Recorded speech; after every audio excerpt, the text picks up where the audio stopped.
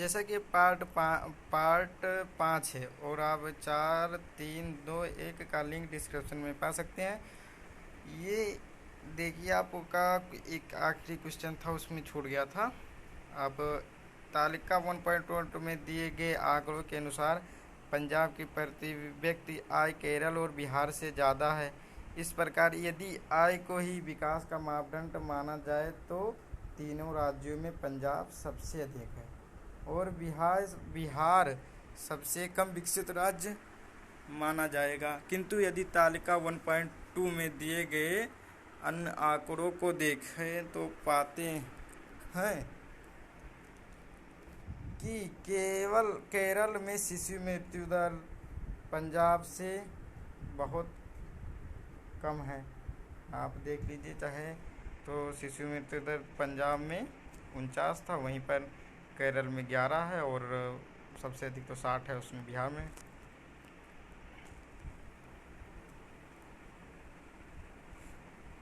बहुत कम है, जबकि पंजाब में प्रति व्यक्ति आय अधिक है। इसी प्रकार केरल में साक्षरता दर सबसे अधिक है और बिहार में सबसे कम है।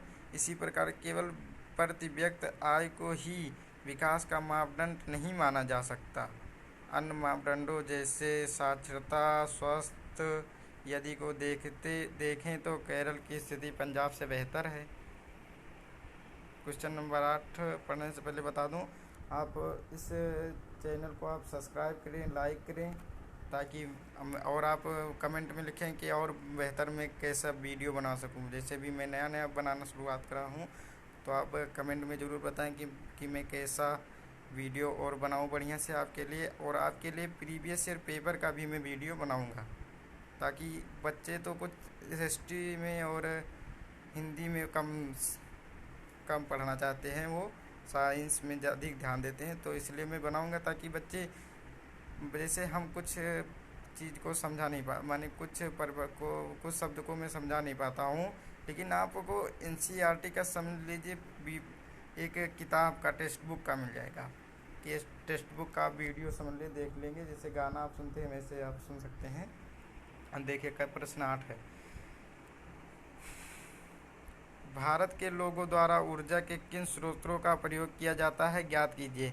अब से 50 वर्ष पश्चात क्या संभावनाएं हो सकती है। आप वहाँ ऊपर के डाटा में पढ़े थे, आप अध्याय ख़त्म होने से पहले एक आध दो मैंने एक पेज के पहले था। भारत के लोगों द्वारा इस्तेमाल किया जा रहे ऊर्जा के वर्तमान स्रोत निम्नलिखित हैं। कोयले का प्रयोग ईंधन के रूप में तथा उद्योगों में कच्चे माल के रूप में किया जाता है। वाष्प इंजन, जिसमें कोयले का प्रयोग होता है, रेलों और उद्योगों में काम में लाया जाता है। हमारे यहाँ मिल में भी कोयला का अधिक लगता है। हम लोग तो छत पे अगर सो जाते थे, हमारे बगल ही मिल था, तो ऊपर सुबह अगर सफ़ेद चादर होता तो सुबह काला काला हो जाता था। कोयले की कार्बन वाली जो राख गिरती थी। खनिज तेल के बारे में देखिए, खनिज तेल का प्रयोग सड़क परिवहन, जहाज़ों, वायुयानों आदि में किया जाता है। तेल को प्रसंस्कृत करके डीजल, मिट्टी का तेल, पेट्रोल आदि प्राप्त किया जाता है। आप क्लास जब 8th में रहे होंगे तब एनसीईआरटी जब चलता रहा होगा आपके यहाँ, तो पूरा डाटा दिया होगा कैसे कन्वर्ट किया जाता है पेट्रोलियम को पेट्रोल में कैसे कन्वर्ट करा जाता है। आप तो देख सकते हैं डीजल में कैसे और ऐसा। प्राकृतिक गैस का भी अब शक्ति के साधन के रूप में प्रयोग किया जाने लगा है। गैस को पाइपों के सहारे दूर दूर के स्थानों पर पहुंचाया जाता है और इससे अनेक औद्योगिक इकाइयाँ चल रही हैं। माने अब इसका भी व्यापार चालू कर दिया गया और सस्ता पड़ता है और दिक्कत भी नहीं ज़्यादा रहता होगा, लेकिन खतरनाक होता है। जल विद्युत यह ऊर्जा नवीकरणीय संसाधन है। नवीकरणीय और अनवीकरणीय आप पार्ट 1 में देख सकते हैं, जैसे हम बता चुके हैं। अब तक ज्ञात सभी संसाधनों में सबसे सस्ता है। और इसका प्रयोग घरों, दफ्तरों तथा औद्योगिक इकाइयों में बड़े पैमाने पर किया जाता है। अब ऊर्जा के अन्य स्रोत देख लें। ऊर्जा के कुछ स्रोत भी हैं, अन्य स्रोत माने, जिनका प्रयोग अभी कुछ समय पूर्व से किया जाने लगा, माने कुछ समय पहले से। ये सभी स्रोत नवीकरणीय हैं, जैसे पवन ऊर्जा और सौर ऊर्जा, बायोगैस, भूतापीय ऊर्जा। देखिए सौर ऊर्जा भी वहाँ राजस्थान में चल रहा है और पवन ऊर्जा भी गुजरात और राजस्थान के साथ चल रहा है। देखिए करण अभी पूर्व से। ऊर्जा के अधिकांश परंपरागत साधनों का प्रयोग लंबे समय से हो रहा है। ये सभी स्रोत अनवीकरणीय हैं, अर्थात एक बार प्रयोग करने पर समाप्त हो जाते हैं। इनकी पुनः पूर्ति संभव नहीं है। आने वाले 50 वर्षों में संसाधन यदि इसी तरह इस्तेमाल किए जाते रहे तो समाप्त प्राय हो जाएंगे। यदि हमें इन संसाधनों को बचाना है तो ऊर्जा के नए और नवीकरणीय संसाधनों को खोजकर उनका अधिकाधिक प्रयोग करना होगा। अब नवीकरणीय को पार्ट 1 में आप देख सकते हैं, उसका बढ़िया से बताया गया है। क्वेश्चन नंबर अब 9 देख सकते हैं आपका। आप चाहे तो इसका स्क्रीनशॉट भी ले सकते हैं, पढ़ने में आपको दिक्कत नहीं ज़्यादा पड़ेगा। धारणीयता का विषय विकास के लिए क्यों महत्वपूर्ण है। अब देखिए, धारणीयता से अभिप्राय है सतत पोषणीय विकास, अर्थात ऐसा विकास जो वर्तमान पीढ़ी तक ही सीमित न रहे बल्कि आगे आने वाले पीढ़ी को भी मिले। देखो उसमें एक वाक्य दिया हुआ था कि हम अपने बच्चों से उधार ले रहे हैं, ना कि अपने पूर्वजों से पाए हैं। वैज्ञानिकों आने वाली पीढ़ी को भी मिले। वैज्ञानिकों का कहना है कि हम संसाधनों का जैसे प्रयोग कर रहे हैं उससे लगता है कि संसाधन शीघ्र समाप्त हो जाएंगे और आगे आने वाली पीढ़ी के लिए नहीं बचेंगे। यदि हमें विकास को धारणीय बनाना है अर्थात निरंतर जारी रखना है तो हमें संसाधनों का प्रयोग इस तरह से करना होगा जिससे विकास की प्रक्रिया निरंतर जारी रहे और भावी पीढ़ियों के लिए संसाधन बचा रहे। देखिए आप इसमें लॉकडाउन में आप जब हाथ धुलते हैं तो आप अपने टोटी को बंद कर दिया करिए जब तक आप, जिससे अगर आप 72 सेकंड या 70 सेकंड तक आप अगर हाथ मसलते रहते हैं तो उस समय आप बंद कर देंगे। नहीं तो अभी तो पानी का भी दिक्कत पड़ता है, बाद में भी आपको पानी का भी दिक्कत पड़ने लगेगा। अभी तो कोरोना का दिक्कत चल रहा है। ठीक है, कोई बात नहीं, आगे चल रही है। प्रश्न नंबर 10वां, आप तो चाहें इसका स्क्रीन शॉट ले सकते हैं। धरती के पास सब लोगों की आवश्यकताओं को पूरा करने के लिए पर्याप्त संसाधन है, लेकिन एक भी व्यक्ति के लालच को पूरा करने के लिए पर्याप्त संसाधन नहीं है। यह कथन विकास की चर्चा में कैसे प्रासंगिक है, चर्चा कीजिए। देखो आप, ये गांधी जी ने कहा था। पृथ्वी पर विभिन्न प्रकार के संसाधन पाए जाते हैं जिनका उपयोग मनुष्य अपनी विभिन्न आवश्यकताओं को पूरा करने के लिए करता है। तब ये संसाधन बन जाते हैं। ये संसाधन सीमित मात्रा में उपलब्ध हैं। यदि मनुष्य बुद्धिमत्ता से इन संसाधनों का प्रयोग करे तो वह अपनी ज़रूरतों को पूरा करता है। यदि संसाधनों का दुरुपयोग ना किया जाए तो इनका प्रयोग करके विकास की प्रक्रिया को निरंतर जारी रखा जा सकता है, किंतु यदि इन संसाधनों का प्रयोग निजी लाभ के लिए किया जाए तो हो सकता है कि ये एक व्यक्ति के लाभ को पूरा ना कर पाएँ। यदि इन संसाधनों का अंधाधुंध प्रयोग किया गया तो समाप्त हो जाएंगे। अनवीकरणीय संसाधन जो सीमित हैं और जिनका एक बार प्रयोग करने पर हुए खत्म हो जाते हैं, उनका प्रयोग सोच समझकर करना होगा। इनका प्रयोग करते समय हमें आने वाले पीढ़ी की आवश्यकताओं को ध्यान में रखना होगा। इस प्रकार उपरोक्त कथन से हम यह सीख निकालते हैं कि प्राकृतिक संसाधनों का प्रयोग केवल आवश्यकताओं को पूरा करने के लिए किया जाए, ना किसी निजी स्वार्थ की पूर्ति के लिए इसे संसाधन शीघ्र समाप्त हो जाएंगे और विकास की प्रक्रिया रुक जाएगी। आप जैसे कि इसमें समझाया गया हुआ है कि किसी को निजी के लिए नहीं उपयोग कर सकते हैं, आप अपने हिसाब से करिए ताकि आपके बच्चों को भी दिक्कत ना पड़े।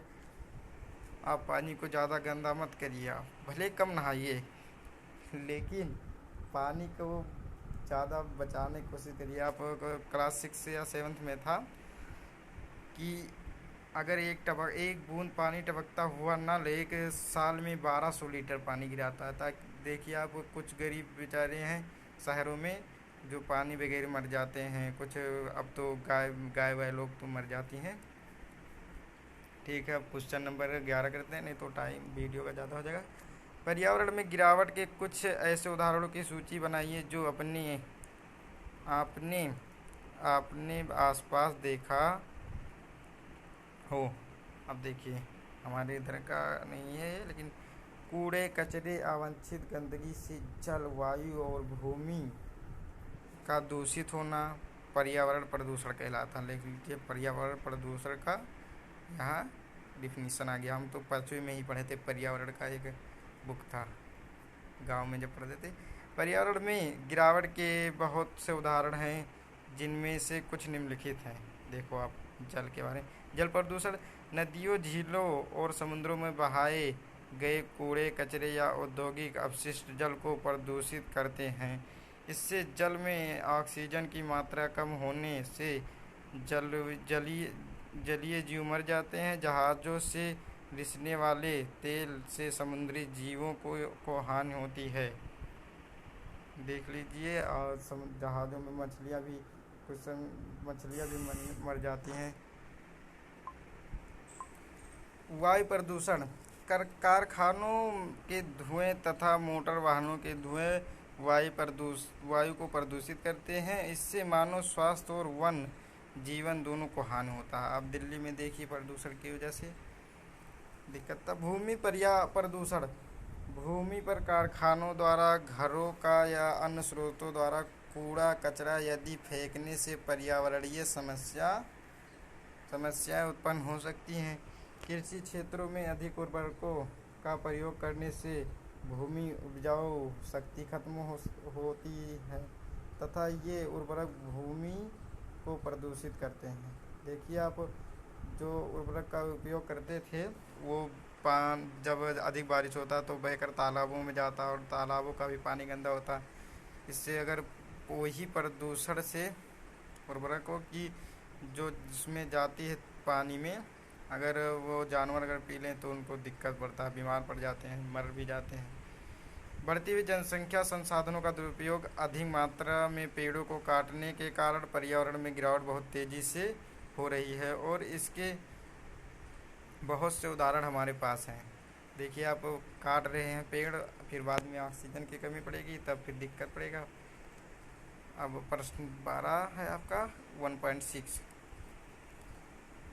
में दी गई प्रत्येक मध्य के लिए ज्ञात कीजिए कि कौन सा देश सबसे ऊपर है और कौन सा सबसे नीचे। अब आप ये डाटा देख लीजिए, आपका ये डाटा दिया है प्रति व्यक्ति आय अमेरिकी डॉलर में। जन्म के समय संभावित आयु, साक्षरता दर 15+ लिखा है और वर्ष की जनसंख्या के लिए 3 स्तरों के लिए सकल नामांकन, आप ये डाटा चाहे स्क्रीनशॉट ले सकते हैं, नामांकन अनुपात और विश्व में मानव विकास सूचांक HDI का क्रमांक। श्रीलंका को आप देखेंगे तो श्रीलंका को 4390 और 4390 श्रीलंका का है। भारत का 3139 है, म्यांमार का 1027 है और पाकिस्तान का 2225 है और नेपाल का 1490 है और बांग्लादेश का 1870 है। आप देखेंगे श्रीलंका से भारत यहाँ पर भी कम है और सबसे कम तो आपका है म्यांमार का प्रति व्यक्ति आय अमेरिकी डॉलर में। 2004 का डाटा ये है। फिर इसके बाद लिया हुआ जन्म के समय संभावित आयु। अब आप देखेंगे 74, श्रीलंका का, भारत का 64 है, माने 10 कम है, और म्यांमार का 61 है, 3 कम है, और पाकिस्तान का 63 है, 2 ज़्यादा है, म्यांमार से 2 ज़्यादा पाकिस्तान का है। नेपाल का 63 है, नेपाल का 62 है और 63 से कम, और बांग्लादेश का 63 है। फिर आप साक्षरता दर की देखेंगे तो श्रीलंका का 91 है, आप इसे देख लीजिएगा, लेकिन एक बार बढ़ दें। भारत का 61 है और म्यांमार का 90 है, पाकिस्तान का 50 है, नेपाल का 50 है, बांग्लादेश का 41 है, मान कि श्रीलंका भी ज़्यादा है भारत से। और फिर इधर और 3 स्तरों के लिए सकल नामांकन अनुपात इसका देखेंगे तो 69 है श्रीलंका का, और 60 है भारत का, और 48 म्यांमार का, पाकिस्तान का 35 है, नेपाल का 61 और 63 बांग्लादेश का है। और विश्व मानव सूचांक विकास, अब देखिए HDI का पूर्ण विस्तार भी दिया हुआ, विश्व मानव सूचांक विकास सूचांक क्रमांक दिया हुआ। अब आप देखेंगे 93 आपका है रैंक, इसमें दिया गया रैंक आप देखेंगे 2017 का डाटा उसमें दिखाया गया था कि भारत 150 रैंक पे था और 76 रैंक पे श्रीलंका था। अब आप देखेंगे श्रीलंका इस समय 93 था, 2004 का था ये। श्रीलंका 93 रैंक पे था और भारत 126 रैंक पे था उस समय। म्यांमार 130 पे था, पाकिस्तान 134 पे था, और नेपाल 138 पे और 137 पे बांग्लादेश। सब रैंक है, सबसे अधिक उस समय नेपाल था। और टिप्पणी अब देखिए इस पर दिया हुआ है, टिप्पणी दिया HDI का अर्थ है मानव विकास सूचांक, आपको ऊपर बताए थे। ऊपर दी गई तालिका में HDI सूचांक का क्रमांक कुल 177 देशों में से है, 177 देशों में से है। जन्म के समय संभावित आयु जैसा कि नाम से स्पष्ट है, व्यक्ति के जन्म के समय औसत आयु की संभावना दर्शाती है।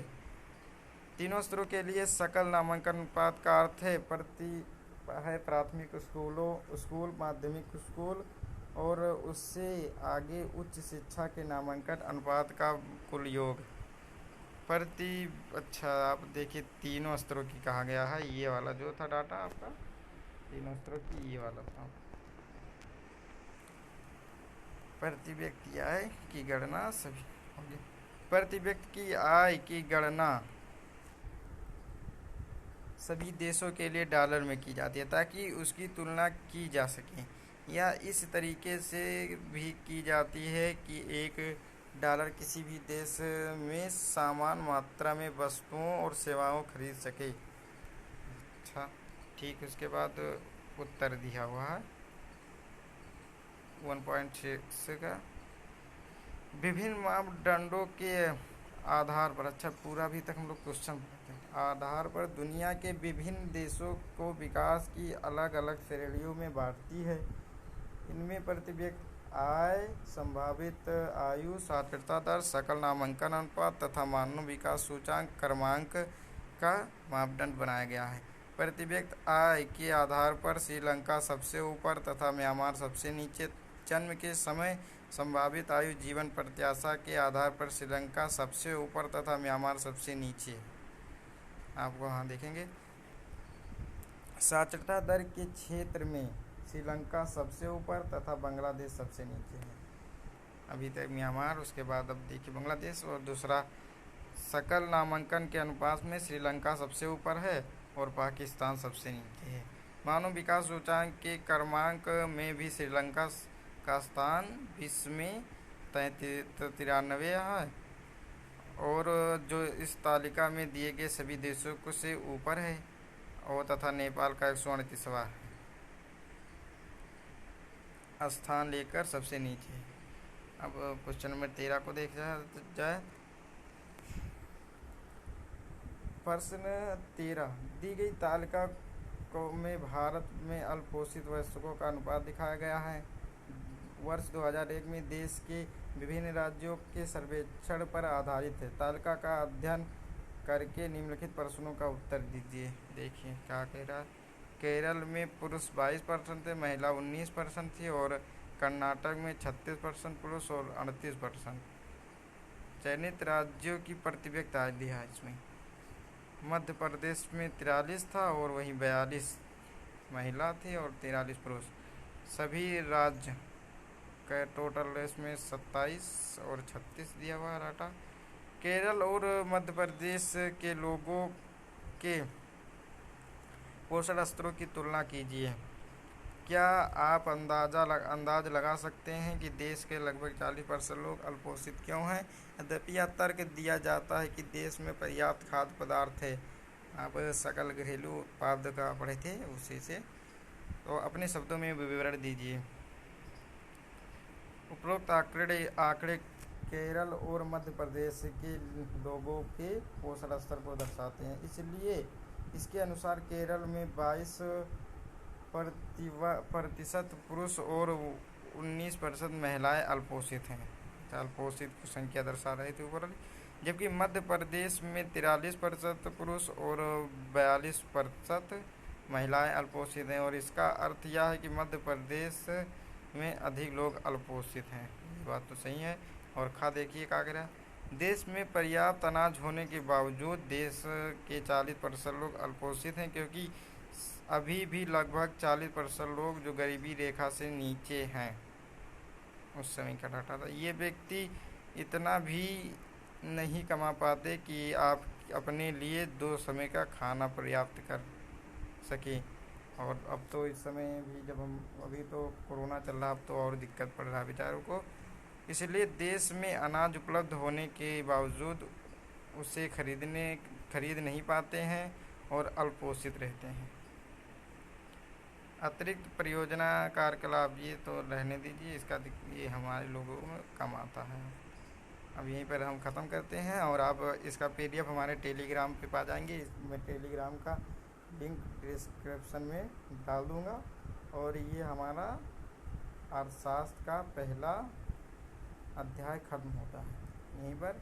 और मैं इसका अगर आप लोग कहें तो प्रीवियस ईयर का पेपर भी बना दूँ, पेपर का भी वीडियो बनाकर भेज दूँगा और आप लोग देख लेना। और चैनल को आप सब्सक्राइब और लाइक करना ना भूलें, ताकि आपको और नोटिफिकेशन का भी दबा दें, ताकि मैं जो नया वीडियो अपलोड करूँ आपको तत्काल सूचित हो जाए। और मैं प्रीवियस ईयर का पेपर भी बनाऊँगा, आप चिंता मत कीजिए। मैं लाइन वाइज सब तैयार रखूँगा। और आप ये पार्ट 5 है और आप पार्ट 1, 2, 3, 4 का भी इसमें डिस्क्रिप्शन में लिंक डाल दूँगा। थैंक यू वॉचिंग के लिए।